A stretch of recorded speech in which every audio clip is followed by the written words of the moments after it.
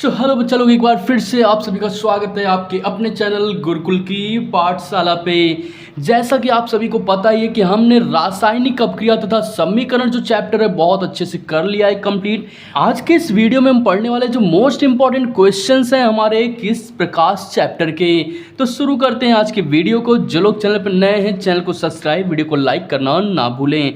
सबसे पहला important question जो आपसे पूछा जाता है, गोलीय दर्पण की फोकस दूरी तथा वक्रता त्रिज्या से संबंध क्या है।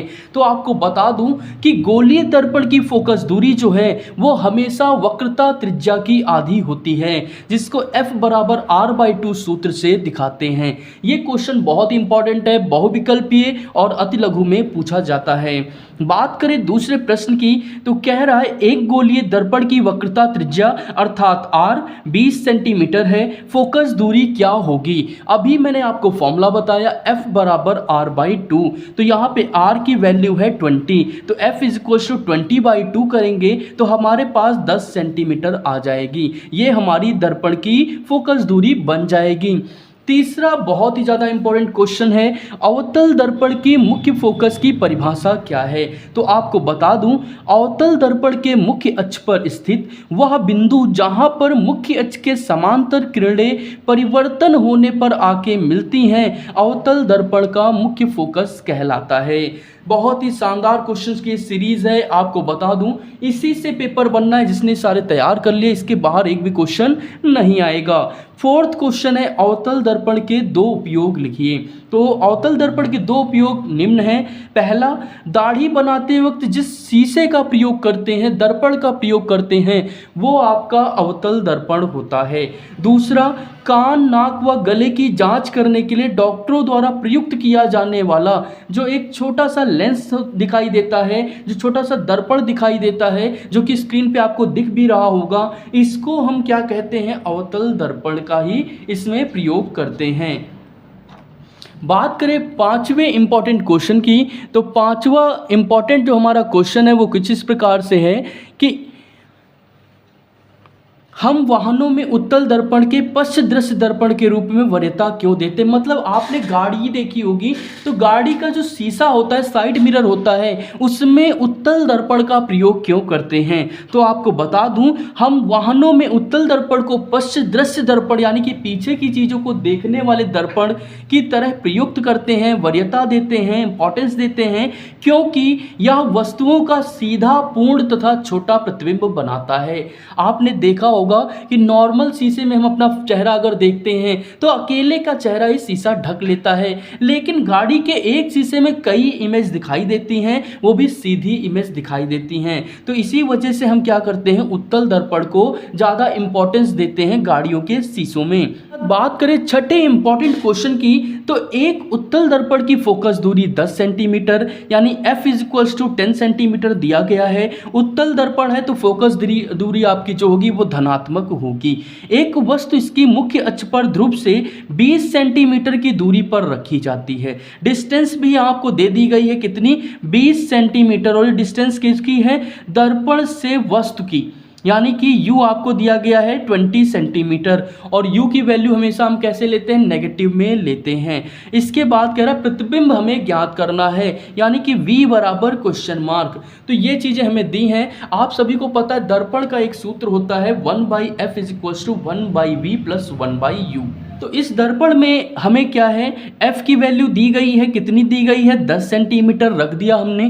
V हमें पता नहीं है और U की वैल्यू है 20 सेंटीमीटर, प्लस माइनस यहाँ पे माइनस हो जाएगा। यहाँ पे हमने क्या किया, हमें V निकालना था तो V को एक तरफ कर दिया, बाकी सभी वैल्यूज़ को एक तरफ कर दिया। 10 और 20 का जब हम LCM लेंगे तो हमारे पास आएगा 20। यहाँ पे हमारे पास में क्या हो जाएगा, 2 + 1 3/2 हो जाएगा। उल्टा करेंगे तो यहाँ पे V बराबर 6.7 सेंटीमीटर हमारा आंसर आ जाएगा, जो कि यहाँ पे इमेज हमारी पॉजिटिव आई है। इसका मतलब दर्पण के पीछे जो वस्तु है इसका प्रतिबिंब बनेगा, मिरर के पीछे इसका प्रतिबिंब बनेगा। 7वां क्वेश्चन है, किस रंग के प्रकाश के लिए कांच का अपवर्तनांक अधिकतम और निम्नतम होता है। तो आपको बता दूं, बैगनी रंग के लिए प्रकाश का जो अपवर्तनांक है वो अधिकतम होता है और नीले रंग के लिए निम्नतम होता है। ये चीज़ आप याद रखना। और बात करें तरंग दैर्ध्य की, तो लाल रंग की तरंग दैर्ध्य सबसे ज़्यादा और बैगनी रंग की तरंग दैर्ध्य सबसे कम होती है। इसी के साथ में नेक्स्ट क्वेश्चन आपको कुछ इस प्रकार नजर आ रहा है। संलग्न चित्र के अनुसार प्रकाश की किरण वायु से किसी माध्यम में प्रवेश करती है। मतलब ये आपका माध्यम वायु है और ये कोई और माध्यम है जिसका नाम हमें नहीं पता।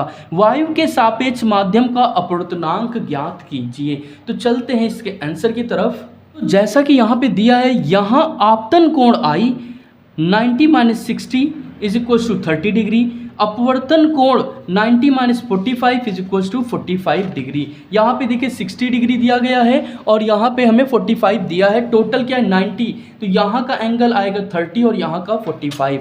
आई और आर की वैल्यू आ गई है हमारे पास में।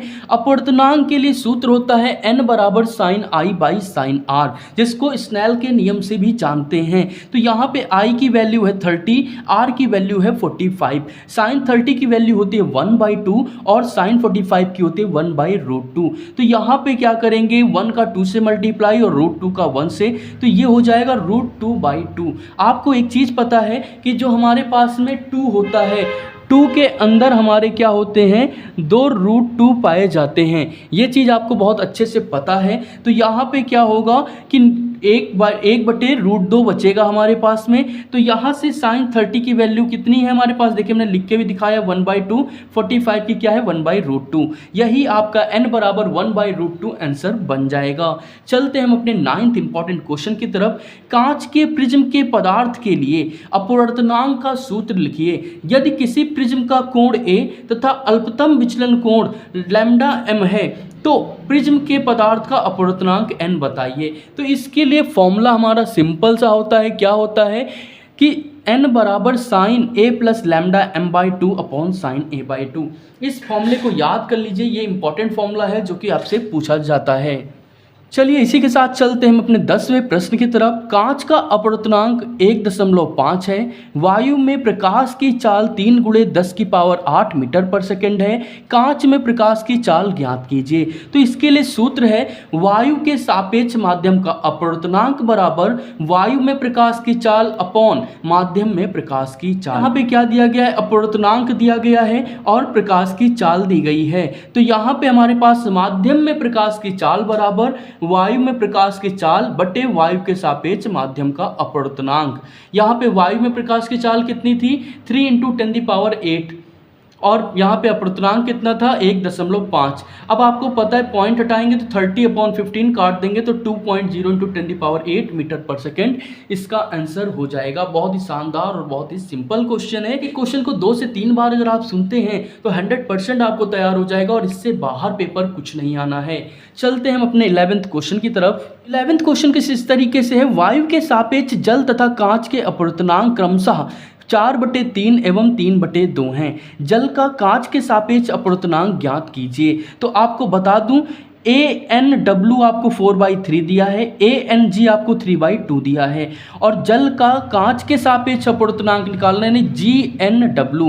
G क्या है, ग्लास है और W क्या है, वाटर है। तो इसके लिए सूत्र होगा ANW/ANG। ANW की वैल्यू कितनी है 4/3, ANG की वैल्यू कितनी 3/2। सॉल्व करेंगे तो 4/3 × 2/3 हो जाएगा, काटने पे 8/9 आएगा। यही GNW की वैल्यू हो जाएगी। इसी के साथ 11 क्वेश्चन इंपॉर्टेंट हमारे कंप्लीट हो चुके हैं। चलते हैं 12वें क्वेश्चन की तरफ। तो इसी के साथ में 12वां क्वेश्चन है, किसी लेंस की क्षमता, याद रखिएगा लेंस की क्षमता जो है उसको डायोप्टर से दिखाते हैं।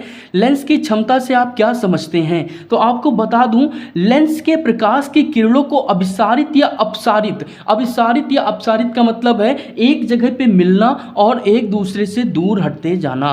तो इसको आगे मैं समझाऊंगा डिटेल में, फिलहाल भी इतना याद रखिए, करने की जो क्षमता होती है इसी को लेंस की क्षमता कहते हैं, यानी कि पावर ऑफ लेंस कहते हैं। तो ये क्वेश्चन आप याद रखिएगा। ये 13th क्वेश्चन मोस्ट इंपॉर्टेंट है, मैं आपको बता दूं। एक डायोप्टर क्षमता को परिभाषित कीजिए। 1 नंबर में ये क्वेश्चन आपसे अधिकतर पूछा जाता है। जब किसी लेंस की फोकस दूरी 1 मीटर होती है तो उसकी क्षमता 1 डायोप्टर होती है। याद रखिएगा, जब किसी लेंस की फोकस दूरी यानी कि एफ लेंस की जो है वो 1 मीटर है तो उसकी पावर कितनी होगी, 1 डायोप्टर उसकी पावर होगी। चलते हैं 14th इंपॉर्टेंट क्वेश्चन की तरफ, जो कि कुछ इस प्रकार से है।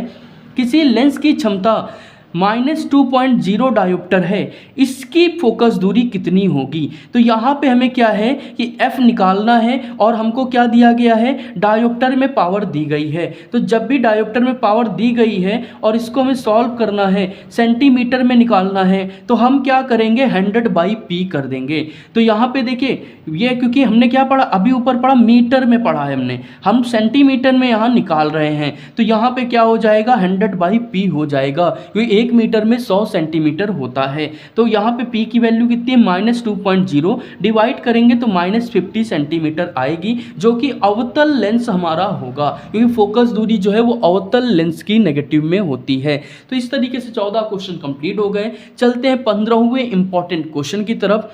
प्रकाश के परावर्तन के नियम लिखिए। तो आपको पता ही होगा, जब कोई प्रकाश की किरण एक माध्यम से आकर के सतह पर गिरती है और गिरने के पश्चात पुनः उसी माध्यम में लौट जाती है, तो प्रकाश के इस वापस लौटने की परिघटना को ही प्रकाश का परावर्तन कहते हैं। तो यहाँ पे 2 नियम होते हैं। पहला, ये जो किरण आ रही है इसको आपतित किरण कहेंगे और जो जा रही है इसको परावर्तित किरण कहेंगे। तो आपतित किरण, परावर्तित किरण और अभिलंब तीनों एक ही तल पर होते हैं। देखिए, ए बी एक ही तल है जिसपे हो रहे हैं। दूसरा है, जो आपतन कोण है और परावर्तन कोण है, इन दोनों का मान सदैव बराबर रहता है।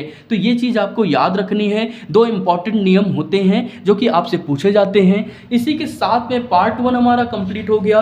अभी बहुत सारे क्वेश्चंस बचे हुए हैं जिनको हम अपने पार्ट 2 में कंप्लीट करेंगे। के बाद में नेक्स्ट चैप्टर हमारा होगा मानव नेत्र तथा रंग बिरंगा संसार। तो एक एक चीज़ बहुत डिटेल में हम कंप्लीट करने वाले हैं। बस आपको क्या करना है, बने रहना है वीडियो के अंत तक। और जिन्होंने अभी तक चैनल को नहीं किया सब्सक्राइब, फटाफट से सब्सक्राइब, वीडियो को लाइक और शेयर करना ना भूलें।